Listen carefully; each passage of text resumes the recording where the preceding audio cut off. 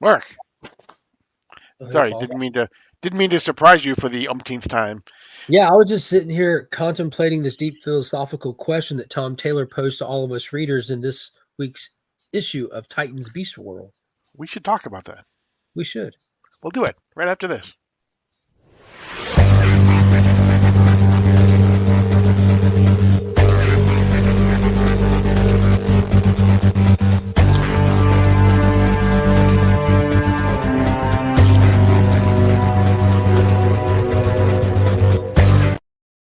And I promise we will talk about it. But first, don't forget to subscribe.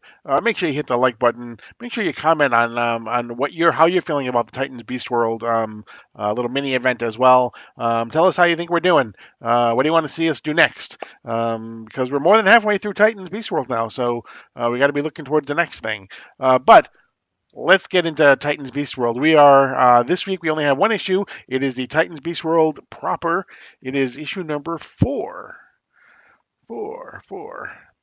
And it starts off with a character that I didn't think I was so glad to see him again, but I hadn't seen him in so long, right? Chester Runk, right? Yeah, I don't even so long I don't even remember him.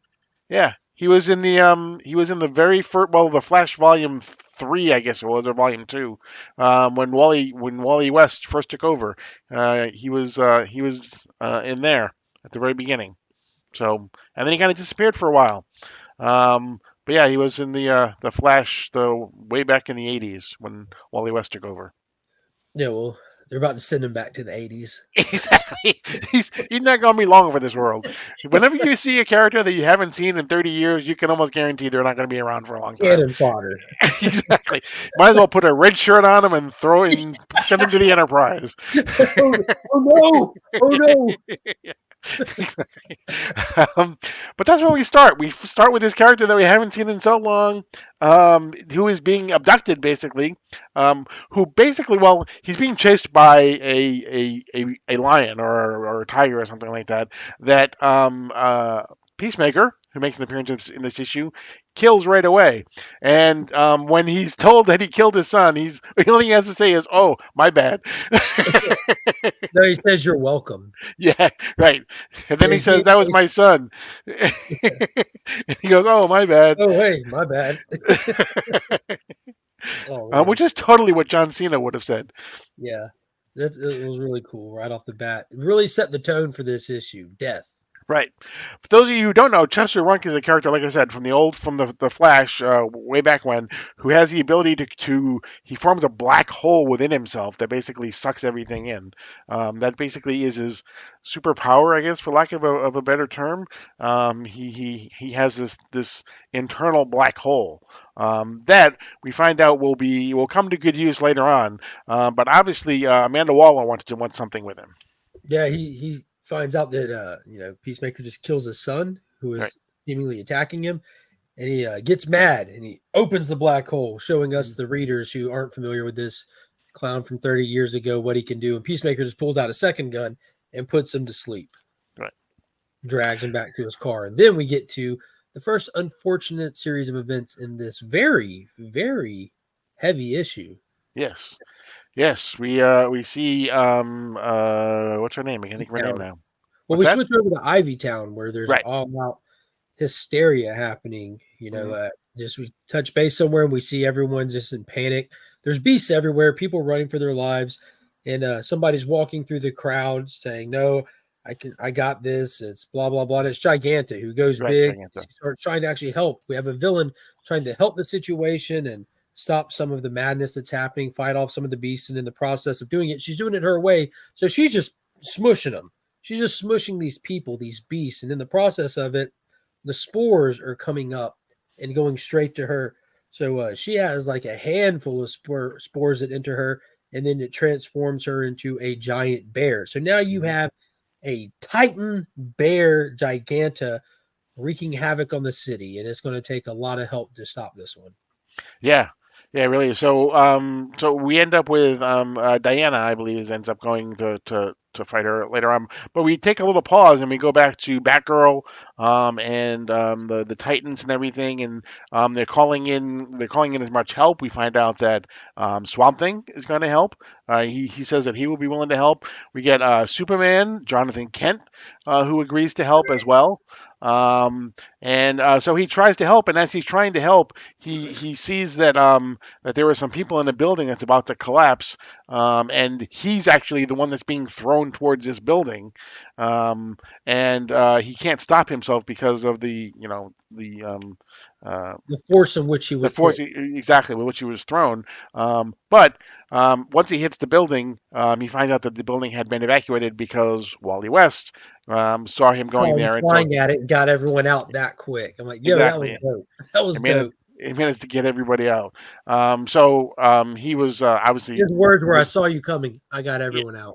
yeah, exactly. Um, from there, we then Wally gives and Dick gives Jonathan a little bit of a pep talk and says, you know what, you can help, you can do this, and we see the reappearance of the blue Superman. Yeah, Um, he was down and out, just looking at all right, the chaos, the carnage, being able with his super senses and everything to see and really feel what's happening. It was just overwhelming. So he had to be pepped up, and he went he went super blue on us, which is there you just go. they keep teasing us with it, and he helped Starfire pull this giant bear up out of the way long enough for Cyborg to create a boom tube to get this bear out of here and into a different, safer location, which is a stadium. Correct. And then we also find out that Jonathan uses his electric blue power to basically fry the starfish. Oh yeah, that He, was a super cool scene. Like yeah, they drop the bear, all the spores start coming out. Starfire says, "Look out, the spores there!" And Superman, without even moving, just flexes and it's like lightning coming off of him everywhere, and they're just dropping. right, Never mind, she says. Yeah, it right. was super cool. Including the one that was inside Giganta. So he was able to, Giganta reverts back to her very large, but less dangerous form. We also Um, get a cool little addition of Swamp Thing, who was called in to help during this battle, just to help fortify and support some of the buildings that were tumbling in this fight with this giant bear just wrecking through here. So we do get a couple of shots with Swamp Thing and see the vines and the roots extended through the buildings to help hold them up, which is always good. Always good to get Swamp Thing. right. Then we see. To me, this looks like this was Colonel Flag, but maybe Sergeant Steele from Sergeant Wonder Steele. Woman. Sorry, yeah, you're right. Sergeant Steele from Wonder Woman. Yeah. Um, so he goes on TV and he begins one of his rants about how the superheroes aren't really superheroes. They're the ones that are causing all of the problems. We have this one superhero Gar who basically, if you're telling me that he's a superhero, well then you know what, he's lost his mind because he's just causing destruction everywhere. Yeah. If you're telling me that he's not a superhero anymore, then we got to take him down. So either way, he's made the argument that that they need to be taken down, the superheroes. Heads I win, tails you lose. Exactly. So he's Yeah. making one of those arguments, one of It's those an circular extension of knowing arguments. that Amanda Waller is using this to her full advantage to really just use this as a spotlight on the heroes to like change the public opinion of them. And when it comes down to it, it is Gar who's causing this. It was Right. Gar who overextended himself. It was Gar who went out there and became a Starro. Granted, bad guys interfered and everything, but it is Gar up there. Right. And so the heroes are watching this as well. And Raven is concerned that they're going to actually go and do something to Gar. And Dick Grayson basically says, no, we're going to protect Gar from the world, and we're going to protect the world from Gar. They're doing a terrible job, by the way, of one of those things. And that's where the question comes in. We're Right, going to protect the world from Gar. You're failing miserably. right, We just spent this entire issue watching Superman have a nervous breakdown from how much death occurred in that one city. That one hmm city. hmm Protecting Gar from the world, you're doing okay up until about 2 pages from now. Exactly. Don't flip ahead, and you'll be fine. Then we end up with a scene with Amanda Waller and Peacemaker and Lex, Yep. um, who basically he's talking about this projector that he has. He's like, "How did you know that I have a Justice League projector?" And Amanda Wall's like, "It's my job to know that you have, that you have This this." is Amanda Waller. Yeah. Yeah, exactly. So what they're doing is they're coming up with a plan. What they're going to do is they're going to use this projector to send Chester Runk into Gar, and then have Chester Runk open up his black hole inside of Gar. Now, words are important. He said into, not to. Into Right, Gar, not to Gar. Into Gar. right. Dr. Hate pops up for a minute, has a little crossing of words Mhm. with Raven. Right. Who? Raven is very important to this story because Dr. Hate says that is basically his only mission. Why he did this was he needed to distract Raven while they did what they were going to do. While Amanda Waller and Lex Luthor and Peacemaker did what they were going to do. We still don't know who Dr. Hate is. That'll be an interesting thing to come up Yeah. with at the end.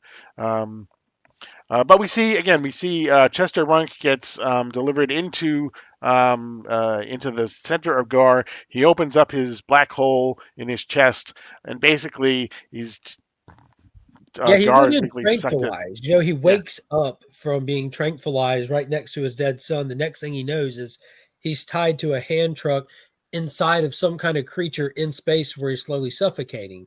So hmm his natural instinct was to freak out, and that opened up the black hole inside the middle of Gar, thus poof, yeah, killed Gar. right. And Chester as well. Supposedly they are now both gone. And that's where we end the issue. We ended on a huge cliffhanger of is Gar no more, or He's what? become really popular to kill in comics these days. Exactly. He died in the last big event, didn't he? Yeah, he got shot right in the face. Yeah, Dead. exactly. Now, this Or is an interesting question too, because with all with how much death his presence was causing, it's the Spock statement, the Mhm, needs of the many outweigh the needs of the few. You have thousands of people dying, mhm, and Guard just sitting up there. right. Like, why didn't they just go grab him and move him away from the planet? Yeah. Like, why didn't they do anything other than just protect him? Like, got kind of iffy. Like when I read that, I'm like, wait a minute. But I mean, he is the size of a continent. He is Mhm, a Starro. It's not right. Gar in there, and Starros are formidable creatures. Right. And you know what? There's lots of ways that it could have been done. I mean, they have Cyborg has the boom tube. Lex Luthor, I mean, if they really just wanted to get rid of him, Lex Luthor has the projector. He could have just projected him somewhere else. Into the Phantom Zone. There you go. Superman could send him to the Phantom Zone. These are all questions that are not supposed to be asked as you're reading these, um, from the point of the authors.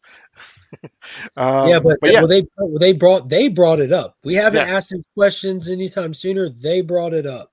hmm yep, exactly. It's Uh, bad when like the bad guy, Sergeant Steele, is like right. making you think like, I mean, like you got a point, guy.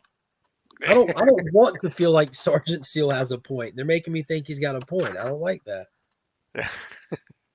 Yeah, it really is. It's like I hate that he's kind of right in some ways. Yeah. You know. I'm not But saying that they went about it the right way, but it definitely you definitely got a conversation. right. But this is going to continue in Titans number 6, which I believe is out this week. As And well as Nightwing, which number has a 110. very comical cover. It's like that little internet meme with the cat pushing the thing off the table, I think, or something. It's got the Mhm. cat Damien on the cover. Yeah. Yep. Which makes sense because that's where we still don't know who that other person is that was in the backup story for Nightwing, the last Nightwing story, who basically turned Damien into a cat. So we don't know who that person is yet either. So we've got lots still of some mysteries going on in these stories, that we still got some time because we still have 2 issues left. We're only 2/3 of the way through the Beast World proper. But yeah, we got Titans, and then we got Nightwing this week. Next week we've got Titans Beast World number 5, and World Tour Star City, and then the 31st, I believe, we have Titans number 6. So still lots of good stuff to come. So, Very um, cool. but I thought it was a great story. You made the comment that there was a lot happening for a thin issue like this because it read really quick. Yeah. I thought, but there was a lot that was happening here with a lot of different people, and still a lot of mysteries going on, like we said. So can't wait to see where the end of this goes. I have total faith in Tom Taylor. So, but that's going to be it. For this edition of DC Comics Deep Dive. Again, don't forget to subscribe. Don't forget to like. Don't forget to comment. Make sure to tell us how you think we're doing, how you're liking Titans Beast World. But as always, I am Paul, but he is Mark, But we are Legion. and you are now leaving Sector 2815.